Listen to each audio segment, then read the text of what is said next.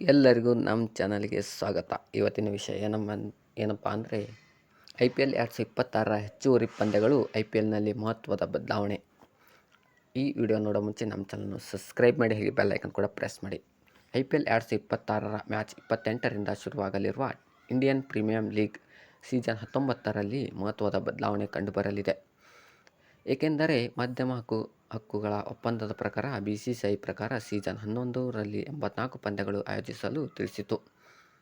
ಒಟ್ಟು 84 ಪಂದ್ಯಗಳಲ್ಲಿ ಎಂದು ವರದಿಯನ್ನು ನೀಡಿತು ಅಂತಲೇ ಹೇಳ್ಬೋದು.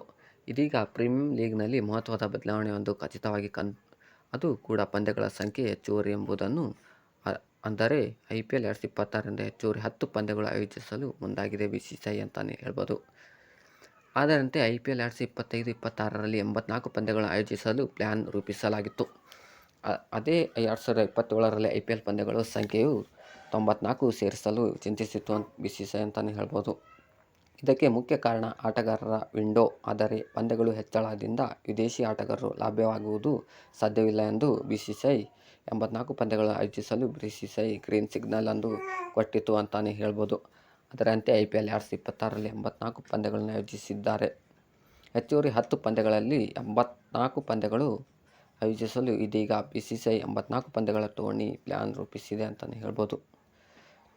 2027ರಲ್ಲಿ IPL ಅನ್ನು ಲೀಗ್ ಮಾದರಿ ಆಯೋಜಿಸಲಾಗುತ್ತದೆ. ಆದರೆ ಇಲ್ಲಿ ಪ್ರತಿ ತಂಡವು 18 ಪಂದ್ಯಗಳಾಡಲಿದೆ. 9 ಪಂದ್ಯಗಳು ಹೋಮ್ ಗ್ರೌಂಡ್ನಲ್ಲಿ, 9 ಪಂದ್ಯಗಳು ಮೈದಾನದಲ್ಲಿ. ಅಂದರೆ 18 ಪಂದ್ಯಗಳು ಆಡಬೇಕಾಗುತ್ತದೆ.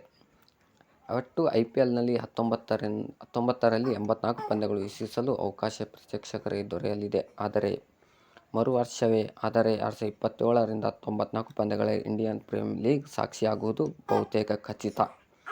ಪಂದ್ಯ ಹೆಚ್ಚಳಕ್ಕೆ IPL ಮಾಧ್ಯಮ ಹಕ್ಕು ಒಪ್ಪಂದದ ಪ್ರಕಾರ BCCI IPL ಸೀಸನ್ 18-19ರಲ್ಲಿ 84 ಪಂದ್ಯಗಳನ್ನು ಆಯೋಜಿಸುವುದಾಗಿ ತಿಳಿಸಿತ್ತು.